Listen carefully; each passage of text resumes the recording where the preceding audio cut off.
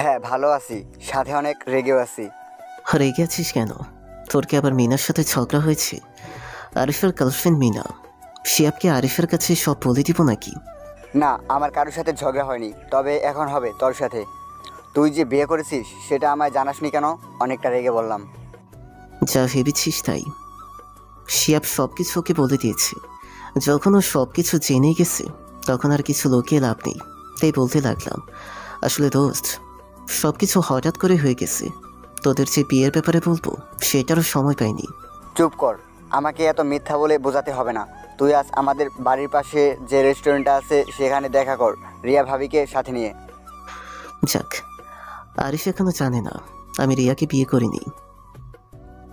দোস্ত, আজ তো আমার অনেক কাজ আছে, তোর সাথে আমি কাল দেখা করি প্লিজ। ঠিক আছে। আরিফের ফোনটা রেখেই সাথে সাথে শিহাবকে ফোন দিলাম। আমি আগেই বুঝতে পেরেছিলাম শিহাব নিশ্চয়ই আরিফের সাথে প্যাচ লাগিয়েছে। একবার রিং হতেই শিহাব ফোনটা ধরল। কি রে হারামি, তোকে না যে এত করে বলে দিলাম কাউকে আমার বিয়ের কথা না বলতে, তুই তবু আরিফকে বিয়ের কথা বলে দিয়েছিস। জানিস এখনো কতটা রেগে আছে আমার ওপর? আসলে দোস্ত, তোর বাড়ি থেকে বের হওয়ার পরে আরিফের সাথে দেখা হয়, তখন আমি মুখ ফসকে কথাটা বলে ফেলেছি। ও আচ্ছা, আর কাকে কাকে মুখ ফুচকে এই কথাটা বলেছিস সত্যি করে বলতো। দোস্ত, এখন আমার সামনে কেউ আসেনি তো, তাই আরিফকে ছাড়া আর কাউকে বলতে পারিনি। অনেক কিছু বলতে ইচ্ছে করছে, তবু নিজেকে সামলে নিলাম। গুড, আর কাউকে কিছু বলিস না। ইনফ্যাক্ট আমি না বলা পর্যন্ত আজ বাড়ি থেকেও বের হবি না, ঠিক আছে? হুম। শিয়া ফোনটা রেখে দিল। এত ঠোঁট পাতলা ছেলে আমি এর আগে কোনোদিনও দেখিনি। ভাগ্যিস রিয়ার সাথে শিয়াবের দেখা হয়নি, না হলে তো রিয়া 100% আমাকে ফুল বসত। না, আর দেরি করলে চলবে না। রিয়ার সাথে আমার এখনই দেখা করতে হবে, না হলে শিহাব কখন রিয়াকে কথাটা বলে প্যাচ লাগিয়ে দেয় বলা যায় না। ওয়াশরুমে গিয়ে রেডি হয়ে নিলাম রিয়ার সাথে দেখা করতে যাওয়ার জন্য। মায়ের পাটা খুব ব্যথা করছিল, তাই পাটা মালিশ করে দিলাম। মা মালিশ করে রুমে এলাম। কোথাও যাচ্ছেন? রিয়ার সাথে দেখা করতে, আমার গার্লফ্রেন্ড। কথাটা শোনা মাত্র ওই বুকের বাম পাশে একটু ব্যথা অনুভব করলাম। নিজের স্বামীর মুখে গার্লফ্রেন্ড কথাটা শুনে কিছুটা কষ্ট পেলাম। ও রুম থেকে বেরিয়ে যেতে নিলাম। কখন বাড়ি ফিরবেন? যখন রিয়া বাড়িতে আসতে দিবে তখন। আর হ্যাঁ, রিয়ার সাথে তোমায় আজ কথা বলতে হতে পারে। আমি যেমনটা যেমনটা বলবো তুমি ঠিক তেমনটাই ওকে বলবে। কেন জানো চোখের কোণে পানি চলে এলো, খুব কষ্টে কান্নাটা থামালাম। সোজা রিয়ার বাড়িতে চলে এলাম। কলিং বেলে একবার বাঁচাতেই রিয়া দরজাটা খুলে দিল। রিয়াকে দেখে মনে হচ্ছে ও আমাকে এই সময় এখানে আশা করেনি। রিয়ার মুখে স্পষ্ট কিছুটা ভয়ের ছাপ দেখতে পাচ্ছি। রিয়াদ, তুমি এই সময়ে আমাদের বাড়িতে?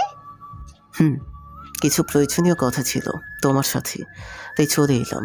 রিয়ার বাড়িতে ঢুকতে ঢুকতে ও, তাহলে একবার ফোন তো করে আসতে পারতে। রিয়ার বাড়িতে ঢুকে ওর মা ওর বোন কাউকে দেখতে পেলাম না। ভাবলাম তোমাকে সারপ্রাইজ দিব তাই। আচ্ছা, একটা কথা বলো তো, তোমা আন্টি কাউকে তো বাড়িতে দেখতে পাচ্ছি না, ওনার কি বাড়িতে নেই? না, মা তোমা কয়েকদিনের জন্য বাড়িতে গেছে। বারবার বেডরুমের দিকে তাকাচ্ছে আর ভয় পাচ্ছি। তাহলে তো তুমি বাড়িতে একাই, ভালোই হলো। তোমার সাথে আজ একান্ত মন খুলে কথা বলতে পারবো। কিছু বলতে যাব তখনই হাসান আমার বেডরুম থেকে বেরিয়ে এলো। এতক্ষণ যেটার ভয় পাচ্ছিলাম সেটাই হলো। এখন রিয়াদকে কি বলবো? রিয়াকে একটা কথা জিজ্ঞেস করলাম, ও সেটার উত্তর না দিয়ে বেডরুমের দিকে তাকিয়ে আছে। সেজন্য আমি ওর মতো বেডরুমের দিকে তাকালাম। বেডরুমের দিকে তাকিয়ে আমি এমন একটা জিনিস দেখতে পেলাম যা দেখা মাত্র আমার মাথাটা গরম হয়ে গেল। একটা ছেলে রিয়ার বেডরুম থেকে বের হচ্ছে, শার্টের বোতাম লাগাতে লাগাতে। এটাই সে ছেলে যার সাথে রিয়া ওই দিন রেস্টুরেন্টে হেসে হেসে কথা বলছিল। ছেলেটা আমাকে দেখা মাত্রই রিয়ার বাড়ি থেকে দৌড়ে পালিয়ে গেল। আমি সোফায় বসা ছিলাম। ছেলেটার এই কাহিনী দেখে সোফা থেকে উঠে দাঁড়ালাম। রিয়া, এটা কি ছিল? এই ছেলে তোমার বেডরুমে কি করছিল? আর আমাকে দেখে এভাবে পালালোই বা কেন? কথাটা খুব জোরে রেগে বলতাম। আসলে আসলে ওর সাথে আজ আমার একটা শুটিংয়ের কাজ ছিল, সেই জন্য আমার বাসায় আসে। বাসায় আসার কিছুক্ষণ পরে ও অসুস্থ হয়ে যায়, তাই আমি কোনো উপায় না পেয়ে ওকে আমার বেডরুমে গিয়ে বিশ্রাম নিতে বলেছি। ও হয়তো তোমাকে দেখে ভয় পেয়েছে, তাই পালিয়ে যাচ্ছে। তাই বলে খালি বাড়িতে তোমরা দুজন? রিয়াদ, তুমি কি আমায় সন্দেহ করছো? জানি তো তুমি আমায় একটু ভালোবাসো না, সেই জন্যই তো সব সময় আমি সন্দেহ করো। বলেই ন্যাকা কান্না শুরু করে দিলাম। আরে বাবা, আমি কি একবারও বলেছি যে আমি তোমায় সন্দেহ করি? আমি তো শুধুমাত্র ছেলেটার ব্যাপারে একটু জানতে চাইলাম। ওকে আর কোনোদিন কাউকে নিয়ে তোমায় কোনো প্রশ্ন করবো না, হয়েছে? হয়েছে। আচ্ছা, তুমি না বললে, কি বলবে সেটা বলে ফেলো। ও হ্যাঁ রিয়া, তোমাকে একটা সত্যি কথা বলার ছিল। কথাটা শুনে তুমি প্লিজ রাগ করবে না, বলো। কি কথা বলো, আমি রাগ করব না। তোমার সাথে রাগ করলে কি আমার চলবে? তাহলে সপ্তাহে সপ্তাহে নতুন গিফট কে দেবে? কথাটা মনে মনে বললাম। আমার না কালকে নীলার সাথে বিয়ে হয়ে গেছে। কি? তোমার বিয়ে হয়ে গেছে? তুমি আমি না বলে বিয়ে করে ফেললে অন্য আরেকটা মেয়েকে? তুমি কি ভাবছো তুমি অন্য কাউকে বিয়ে করে নিলেই আমার হাত থেকে বেঁচে যাবে? সেটা কখনোই হবে না। আমি এক্ষুনি তোমার নামে পুলিশে কমপ্লেন করব। রিয়াদের থেকে নিজের হাতটা ছাড়িয়ে চলে যেতে নিলাম, তখনই রিয়াদ আবার আমার হাতটা ধরে নিল। তুমি আমার পুরো কথাটা তো আগে শুনবে। আমি কোন পরিস্থিতিতে পড়ে বিয়েটা করেছি সেটা না শুনিয়ে রাগ করলে চলবে বলো? তুমি আগে আমার পাশে বসো, তারপর তোমাকে সব খুলে বলছি। না, আমি অন্য কারো স্বামীর সাথে পাশাপাশি বসে কথা বলতে পারবো না। ঠিক আছে, পাশে বসতে হবে না, তুমি বরং দূরেই বসো। তবু আমার কথাগুলো আগে মন দিয়ে শোনো। ওকে। রিয়াদের থেকে কিছুটা দূরে সরে বসলাম। রিয়াকে সব কিছু খুলে বললাম। আমি চাইলেই কথাটা তোমার কাছ থেকে লুকাতে পারতাম, কিন্তু আমি চাই না তোমাকে ধোঁকা দিতে, তাই সত্যিটা বলে দিলাম। তুমি বিশ্বাস করো, ওই মেয়েকে আমি ইচ্ছে করে বিয়ে করিনি। পরিস্থিতিটাই এমন ছিল যে আমায় বিয়েটা করতে হলো। তাছাড়া মা যেভাবে আমায় জোর করছিল, বিয়েটা না করে আর পারলাম না। এত কিছু শোনার পর এখন পুরোটাই তোমার হাতে, তুমি আমায় বিশ্বাস করবে কি না? তোমাকে বিশ্বাস করলাম, কিন্তু তোমার আর ও মেয়েটা তো এখন বিয়ে হয়ে গেছে, তাই না? এখন তোমাদের স্বামী স্ত্রীর মাঝখানে আমি কি করে আসি? কাল রাতেই তো তোমাদের বাসর হলো। কে বললো আমরা স্বামী স্ত্রী? আমরা তো শুধুমাত্র একটা বিপদে পড়ে বিয়েটা করেছি। কয়েকদিন পরেই আমি নীলাকে ডিভোর্স দিয়ে তোমাকে বিয়ে করব। আর কাল আমাদের বাসর টাসর কিছুই হয়নি, চাইলে তুমি নীলাকে জিজ্ঞেস করতে পারো। ওয়েট, আমি এখনই নীলাকে ফোন দিচ্ছি। পকেট থেকে ফোনটা বের করে নীলাকে ফোন দিলাম। রান্নাঘরে কিছু কাজ ছিল, সেগুলো শেষ করে রুমে শুয়ে আছি। তখনই রুমের ল্যান্ডলাইন ফোনটা বেজে উঠল। ফোনটা রিসিভ করলাম। হ্যালো। হ্যালো নীলা। জি বলুন। আমার তোমার বিয়ের ব্যাপারটা নিয়ে রিয়া অনেক রাগারাগি করছে। তুমি একটু বলে দাও তো। আমরা বিয়েটা ইচ্ছে করে করিনি, আর কাল রাতে আমাদের বাসরও হয়নি। এই নাও, রিয়া নীলার সাথে কথা বলো। রিয়ার হাতে মোবাইলটা দিয়ে। হ্যালো আপু, উনি যা বলতেছেন সবটাই সত্যি কথা। উনি আমার ইচ্ছায় বিয়েটা করেননি, আমায় বাঁচানোর জন্য বিয়েটা করেছেন। তাছাড়া আপনি চিন্তা করবেন না, উনি খুব তাড়াতাড়ি আমাকে ডিভোর্স দিয়ে আপনাকে বিয়ে করে নেবেন। প্লিজ আপনি ওনার সাথে আর রাগ করে থাকবেন না, ওনাকে আপন করে নিন।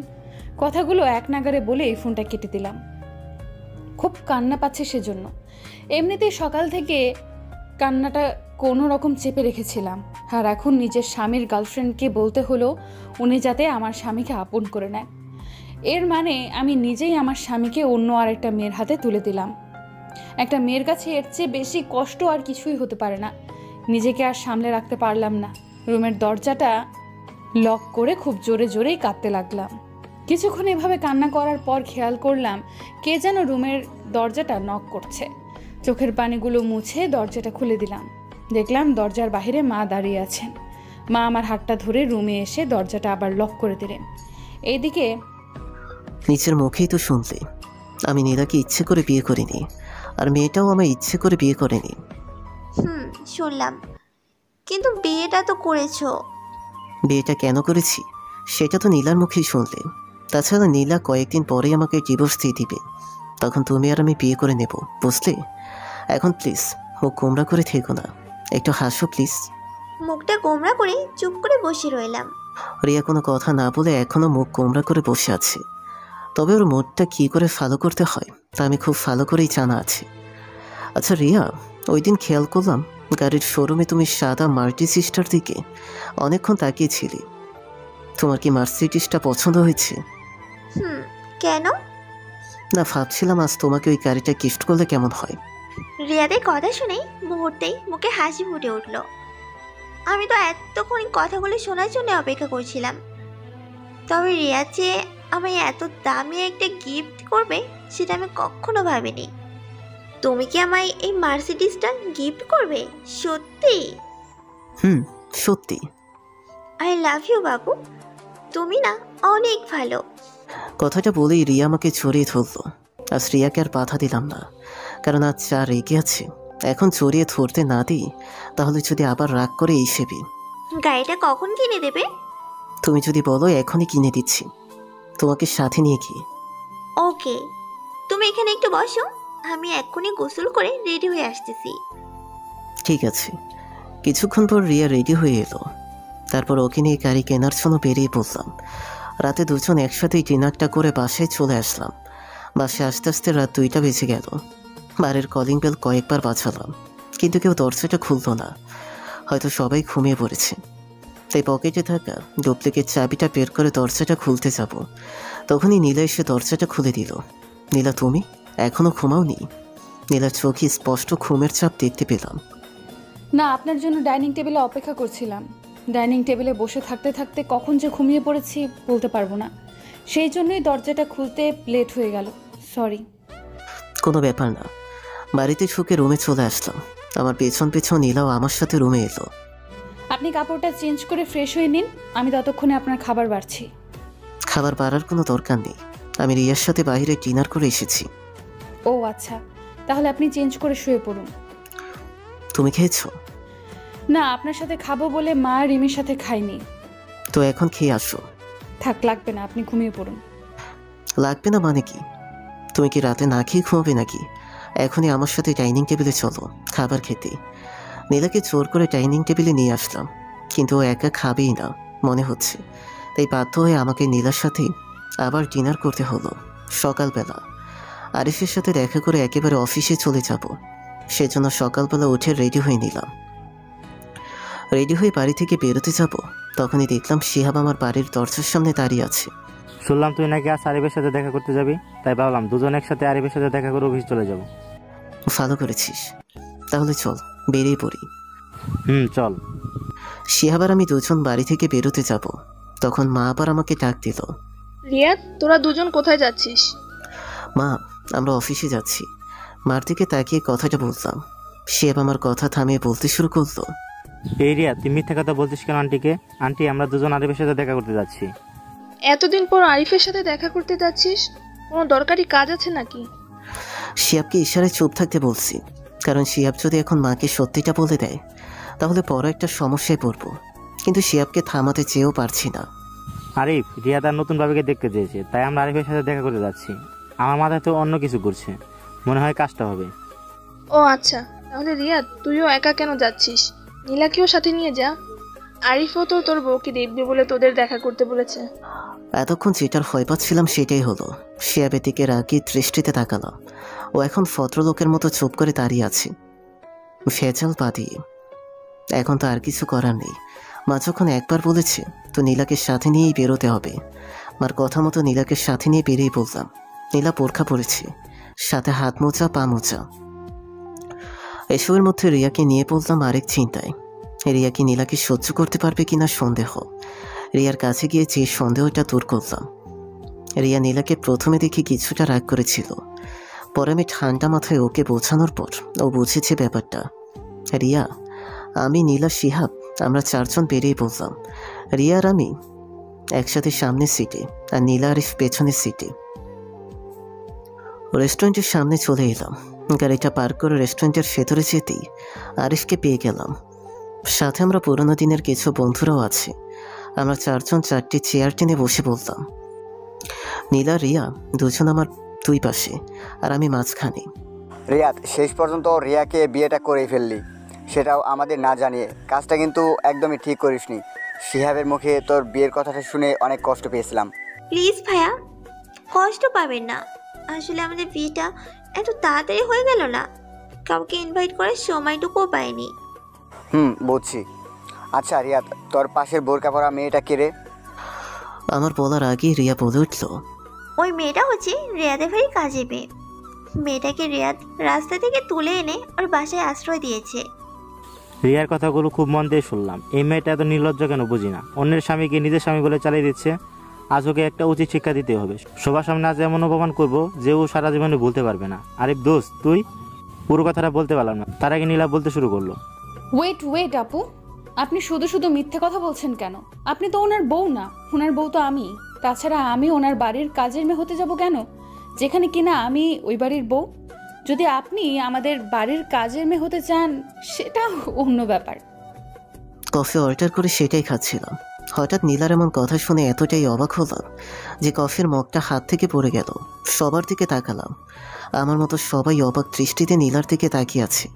মানে ওরাও নীলার কথায় অনেকটা অবাক হয়েছে। রিয়ার দিকে তো তাকাতেই উঠতে পারছি না। ও যে পরিমাণ রেগে গেছে সেজন্য আল্লাহই জানেন আজ রিয়া আমার কী অবস্থা করবে। এসব ভাবছি, ঠিক তখনই আরিফ বলে উঠল, রিয়াদ দোস্ত, মেয়েটার কথাগুলো কি সত্যি? তুই রিয়াকে বিয়ে না করে এই মেয়েকে বিয়ে করেছিস? আমি ভাবতেও পারিনি নীলার মতো সহজ সরল একটা মেয়ে এরকমভাবে রিয়াকে লজ্জায় ফেলবে। তবে ও যা করেছে তাতে আমি অনেক খুশি হয়েছি। এই সুযোগে আমি রিয়াকে কিছুটা সাহায্য করতে পারবো। রিয়াদ কিছু বলতে যাবে তার আগে আমি আরিফকে বলতে শুরু করলাম, আরে দোস্ত রিয়াদ কি বলবো? রিয়াদ তো রিয়ার ভয়ে তোকে সত্যি কথা বলতেই পারছে না। সত্যি ঘটনাটা আমার কাছ থেকে শোন। রিয়াদ রিয়াকে নয়, নীলাকে বিয়ে করেছে, এটাই সত্যি। রিয়াদের মা তো রিয়াকে দু চোখে দেখতে পারে না, তাহলে ওদের বিয়েটা হবে কি করে? তাছাড়া এরকম একটা ছোটো কাপড় পরা মডেলকে সবাই শুধু দেখতেই ভালোবাসে, কেউ নিজের বাড়ির বউ করতে চায় না। নীলার কথা শুনে রিয়া এমনিতেই রেগে আছে। তার উপর শিয়াবের এরকম কথা শুনে রিয়া রাগ করে রেস্টুরেন্ট থেকে চলে গেল। তবু আমি সত্যি কথাটা একবার রিয়াদের মুখে থেকেই শুনতে চাই। রিয়াদ, সত্যিটা কি আমায় বল। আসলে দোস্ত, আমার না এখন শরীরটা ভালো লাগছে না। আমি তোর সাথে অন্য আরেকদিন কথা বলবো, বাই বলেই সেখান থেকে নীলার হাত ধরে সোজা অফিসে না গিয়ে বাড়িতে চলে আসলাম। রেস্টুরেন্ট থেকে আসার সময় আরিফ, শিহাব আমাকে অনেকবার ডেকেছিল, কিন্তু আমি ওদের কোনো কথা না শুনে চুপ করে বেরিয়ে এসেছি। বাড়িতে এসে নীলার হাত ধরে টানতে টানতে রুমে নিয়ে আসলাম। তারপর রুমের দরজাটা লক করে ওর হাত দুটো দেয়ালের সাথে চেপে ধরলাম। নীলার ওপর এতটাই রেগে আছি যে আমি এই মুহূর্তে কী করছি তা বুঝতেই পারছি না। আজ তুমি এটা কী করলে রেস্টুরেন্টে সবার সামনে? কথাটা অনেক জোরেই বললাম। কই কিছু বলিনি তো। উনি অনেক জোরে জোরে আমায় ধমক দিয়ে কথাটা বললেন। এত জোরে ধমক আমায় কোনো দিন কেউ দেয়নি, তাই অনেক ভয় করছে। কিছু বলনি? তাহলে রেস্টুরেন্টে ওটা কী ছিল? তুমি সবার সামনে কেন রিয়াকে বললে আমার বউ নেই? আমার বউ হচ্ছে তুমি। হাতটা আরও জোরে চেপে ধরলাম। ওইটা তো আমি সত্যি কথাই বলেছি, আমি তো আপনার বউ হই, তাই না? উনি আমার হাতটা আরও জোরে চেপে ধরলেন। খুব ব্যথা পাচ্ছি, তবে ভয়ের কারণে ওনাকে কিছু বলতে পারছি না। কিসের বউ তুমি আমার? আমি তো তোমায় ইচ্ছে করে বিয়ে করেছি নাকি যে তুমি আমার বউ হবে? তোমার কি কোনো যোগ্যতা আছে আমার বউ হবার? আমি শুধু রিয়াকে ভালোবাসি, আর বউ হিসেবে যদি কাউকে মানতে হয় তাহলে রিয়াকেই বউ হিসেবে মানব। আপনি আমাকে বউ হিসেবে মানেন বা নাই মানেন, কিন্তু আমি তো আপনারকে স্বামী হিসেবে মানি। তাই আপনার যেটাতে ক্ষতি হবে সেটা আমি কখনো হতে দেব না। রিয়া মেয়েটা আপনার জন্য পারফেক্ট নয়। ও শুধুমাত্র আপনার ক্ষতি করার জন্য এখনও আপনার পেছনে পড়ে আছে, যা আমি বেঁচে থাকতে কোনো দিন হতে দেব না। সেই জন্য আমি সিদ্ধান্ত নিয়েছি আমি আপনার সাথে রিয়ার বিয়েটাই হতে দেব না। তার জন্য যদি সারা জীবন আপনার অবহেলা পেতে হয় আমি তাতেও রাজি। এমনিতে রেস্টুরেন্টের ঘটনার জন্য মাথাটা অনেকটাই আগেই গরম হয়েছিল, আর এখন নীলার এরকম কথা শুনে মাথাটা আরও গরম হয়ে গেল। নিজেকে চেষ্টা করেও সামলাতে পারলাম না। খুব জোরেই নীলার গালে একটা চড় বসিয়ে দিলাম। ফুলটা তোমার না, আসলে সব ফুল আমারই ছিল। কেন যে আমি তোমাকে রাস্তা থেকে তুলে এনে সাহায্য করলাম আল্লাহই জানেন। আর সবচেয়ে বড় ফুল ছিল তোমাকে বাঁচানোর জন্য বিয়ে করাটা। আমি যদি আগে জানতাম তোমার মতো একটা রাস্তার মেয়ে আমার বউ হয়ে সেটার সুযোগ নেবে, তাহলে বিশ্বাস করো কোনোদিন তোমাকে বাড়িতে এনে আশ্রয় দিতাম না। আর হ্যাঁ, আরেকটা কথা শুনে রাখো, তুমি এটা মনে করো না যে একবার আমাদের বিয়ে হয়ে গেছে বলে আমি তোমাকে সারা জীবনের জন্য বউ হিসেবে মেনে নিব। যতদিন তুমি এ বাড়িতে আমার বউ হিসেবে থাকবে ততদিন আমার থেকে স্ত্রীর অধিকার তো দূরের কথা, উল্টো অবহেলাটাই পাবে। কথাগুলো একদমই বলে সেখান থেকে অফিসে চলে এলাম, কারণ আর কিছুক্ষণ নীলার সামনে থাকলে হয়তো নীলাকে কিছু একটা করে ফেলতাম। ওনার চর গালে পড়ার সাথে সাথে মেঝেতে বসে পড়েছি। উনি চলে যাওয়ার পর মেঝেতে বসে বসে শুধু চোখের জল ফেলতে লাগলাম। নিচের কেবিনে বসে মাথাটা ঠান্ডা করার চেষ্টা করছি, কারণ মাথা গরম থাকলে আমি আবার কোনো কাজই ঠিকমতো করতে পারি না। কিছুক্ষণ এইভাবে চুপ করে বসে থাকার পর বুঝতে পারলাম মাথাটা অনেকখানি ঠান্ডা হয়েছে। পকেট থেকে মোবাইলটা বের করে রিয়াকে ফোন দিতে লাগলাম। এখন রিয়ার মাথাটা ঠান্ডা করা খুব জরুরি, না হলে যে পরিমাণ রাগী মেয়ে কী থেকে কী করে বসে সেটা রিয়াই ভালো জানে। আর রিয়াকে কন্টিনিউয়াস ফোন দিতে লাগলাম। তখনই শিয়াব আমার কেবিনে আসলো। ফোনটা বন্ধ করে টেবিলের উপর রেখে দিলাম। ওর প্রতি কিছুটা রেগে আছি, তাই অন্যদিকে মুখ ঘুরিয়ে নিলাম। কি বাবা, ছোট বাচ্চাদের মতো আমাকে দেখে গাল ফুলিয়ে অন্যদিকে মুখ ঘুরিয়ে নিলি কেন? এমনি। বুঝেছি, আমার উপর রাগ করেছিস রিয়াকে অপমান করার কারণে, কিন্তু তুই তো জানিস আমি সবসময় তোর যেটাতে ভালো হবে সেটাই করি, তাই না? তাই বলে রিয়াকে সবার সামনে অপমান করলি। ও অনেক কষ্ট পেয়েছে, এই কাজটা না করলেও পারতি। ঠিক আছে, সকালে কাজটার জন্য সরি। একটা কথা বল, সকালবেলা অফিসে না এসে নীলাকে নিয়ে তখন কোথায় গিয়েছিলি? বাড়িতে। শিয়াবকে সব কিছু খুলে বললাম। এই কাজটা কিন্তু তুই একদম ঠিক করিসনি। নীলা তোর বউ হিসাবে এই মুহূর্তে যা ঠিক ভেবেছে সেটাই করেছে। ওর জায়গায় যে কেউ থাকলে এমনটাই করতো। তুই বল, একটা মেয়ে কীভাবে তার স্বামীর সাথে আর একটা মেয়েকে সহ্য করতে পারবে? যেখানে মেয়েটা জানে তার স্বামীকে যে একটা মেয়ে কিছুদিনের মধ্যে কেড়ে নিতে যাচ্ছে। মেয়েটা কি চাইবে না তার স্বামীকে শুধুমাত্র নিজে করে রাখতে? তুই নীলার গায়ে হাত তুলে খুব খারাপ একটা কাজ করেছিস। কি করব বল? নীলাও বলেছে ওনাকে কোনোদিন রিয়ার আমার বিয়েটা হতে দিবে না। সেজন্য তখন মাথাটা গরম হয়ে গেল, আর আমি ওর গালে চটটা বসিয়ে দিলাম। নীলা হতে চায় না, তুই ওকে ছেড়ে রিয়াকে বিয়ে করিস। আমার মনে হয় নীলা তোকে ভালোবেসে ফেলেছে। দূর, বিয়ের মাত্র একদিন হলো, একদিনে কি কেউ কাউকে ভালোবাসতে পারে? কেন পারে না? তুই কয়দিনে রিয়াকে ভালোবেসেছিলি? তুই তো রিয়াকে প্রথম দেখাতে ভালোবেসে ফেলেছিলি। আমি বলি কি ভাই, তুই রিয়াকে ভুলে গিয়ে নীলাকে নিয়ে সুখে সংসার কর। নীলার মতো এত ভালো মেয়েকে হারিয়ে ফেলিস না। আচ্ছা, এই বিষয়ে আমি পরে চিন্তা করে দেখব। এখন তুই প্লিজ আমার কেবিন থেকে যা তো। ওকে, যাচ্ছি। তবে যাওয়ার আগে একটা কথা বলে যাই, বাড়িতে গিয়ে নীলার কাছে মাপ চেয়ে নিস। শিহাব কেবিন থেকে বেরিয়ে গেল। শিহাব ফুল কোনো কথা তো বলেনি। সত্যিই তো নীলা আমার বউ, আর বউ হিসেবে সবার সামনে নীলা যে কথাগুলো বলেছে পুরোটাই ঠিক ছিল। নীলাকে চর মারাটা আমার মোটেও ঠিক হয়নি, আর রাতে নীলার কাছে মাপ চেয়ে নিব। যাক, এইসব চিন্তা এখন বাদ দিই। নীলার ব্যাপারটা পরে দেখতেছি। এখন রিয়াকে কি করে শান্ত করাবো সেটার চিন্তা করি। মোবাইলটা হাতে নিয়ে রিয়াকে আবার ফোন দিতে লাগলাম। কিছুক্ষণ ফোন রিং হলো, কিন্তু ধরল না। পরের বার যখন ফোন দিলাম তখন ফোনটা সুইচ অফ বলছে। এর মানে রিয়া এখন আমার উপর অনেক রেগে আছে, যার জন্য রেগে ফোনটা বন্ধ করে রেখেছি। এখন কি করি আমি? রিয়ার মনটা চেয়ে আমায় যে করেই হোক ফলো করতে হবে, না হলে আমি যে মনে মনে শান্তি পাবো না। সিদ্ধান্ত নিলাম অফিস শেষ করে রিয়ার জন্য কিছু গিফট নিয়ে ওর বাড়ি যাবো। এতে যদি ও একটু রাগটা কমায়। সব চিন্তা ভাবনা এখনকার মতো বাদ দিয়ে কাজে মন দিলাম। উনি রুম থেকে বেরিয়ে যাওয়ার পরই রুমের দরজাটা লক করে খুব কান্না করলাম। কিছুক্ষণ পর দুপুরের খাবার রান্না করতে হবে, সেজন্য চোখ দুটো মুছে রান্না করতে চলে গেলাম। রান্না শেষে নামাজ পড়ে বিছানায় এসে শুয়ে রইলাম আর ভাবতে লাগলাম আজকে ঘটে যাওয়া ঘটনাটা। কি দোষ ছিল আমার যে উনি এভাবে আমায় চড় মারলেন? আজ আমি যা করেছি সবই তো ওনার ভালোর জন্যই করলাম, কিন্তু উনি তার পরিবর্তে আমায় খারাপ মেয়ে ভাবলো আমি তার ক্ষতি করতে চাইছি। আজ ওনার কাছে খারাপ মেয়ে হলাম, এটা ভাবতেই চোখ দিয়ে ক্রমাগত পানি পড়তে লাগলো। রাতের দিকে বাড়ির সামনে চলে এলাম। কয়েকবার কলিং বেল বাজালাম, তবে কেউ দরজা খুলল না। পকেট থেকে ডুপ্লিকেট চাবিটা বের করে দরজাটা খুললাম। ড্রয়িং রুমের পাশ দিয়ে রুমের দিকে যেতেই দেখলাম নীলা ডাইনিং টেবিলে মাথাটা হাতের উপর হেলান দিয়ে শুয়ে আছে। ভালো মুডে থাকলে হয়তো এই সময় ওকে ডাক দিতাম, বাট এখন আমি খুব রেগে আছি, তাই নীলাকে ডাক না দিয়ে রুমে চলে এলাম। আজ আমি এই জন্য রেগে আছি কারণ বাড়িতে আসার আগে আমি রিয়াদের বাড়িতে গিয়েছিলাম ও রাগ ভাঙাতে, কিন্তু সেখানে গিয়ে আমি নিজেই ওর প্রতি খুব রেগে যাই। রিয়ার বাড়ির সামনে গিয়ে যেই একবার কলিং বেলটা বাজালাম তখন একটা ছেলে এসে দরজাটা খুলে দেয়। ছেলেটার কেউ ছিল না, সে ছেলেই ছিল ওই দিনের রিয়ার বেডরুম থেকে শার্টের বোতাম লাগিয়ে বের হয়েছিল ছেলেটাকে দেখে তখন কিছুটা রাগ হয়েছিল, তবে রিয়ার কথা ভেবে ছেলেটাকে আর কিছু বলিনি। মাথাটা ঠান্ডা করে ছেলেটাকে জিজ্ঞেস করলাম রিয়া কোথায়। যখন ছেলেটা কিছু বলতে যাবে তখনই রিয়া ওয়াশরুম থেকে বেরিয়ে এলো টাওয়াল পরে, আর আমাকে দরজার বাইরে দেখা মাত্রই ছুটে এসে কোনো কথা না বলেই দরজাটা লাগিয়ে দিল। এরপর অনেকক্ষণ দরজার বাইরে দাঁড়িয়ে থেকে ওকে ডেকেছি, কিন্তু দরজাটা খুলেনি। তাই রাগ করে সেখান থেকে বাড়ি চলে আসি। রুমে এসে মনটা যেন আরও ছটফট করছে। বারবার রিয়ার বাড়ির সাথে ওই ছেলেটার কথা মনে পড়ছে। বাহির থেকে যতটুকু বুঝতে পারলাম, তখন বাড়ির মধ্যে ওরা দুজন ছাড়া আর কেউ ছিল না। তাছাড়া আজকেও ছেলেটা আমায় দেখে কিছুটা ভয় পেয়ে গিয়েছিল। ছেলেটার সামনে রিয়ার টাওয়াল পরে বাইরে বের হওয়াটা আমি এখনও যেন মেনে নিতে পারছি না। মাথাটা গরম হয়ে গেল। পায়ের সামনে ড্রেসিং টেবিল ছিল, সেটাতে খুব জোরে একটা লাথি মারলাম। ওনার জন্য খাবার টেবিলে অপেক্ষা করতে করতে কখন যে ঘুমিয়ে পড়েছি বলতেই পারবো না। হঠাৎ কিছু একটা শব্দে আমার ঘুমটা ভেঙে গেল। চোখ মেলার সাথে সাথে বুঝতে পারলাম শব্দটা আমার রুম থেকেই আসতেছে। তার মানে উনি চলে এসেছে।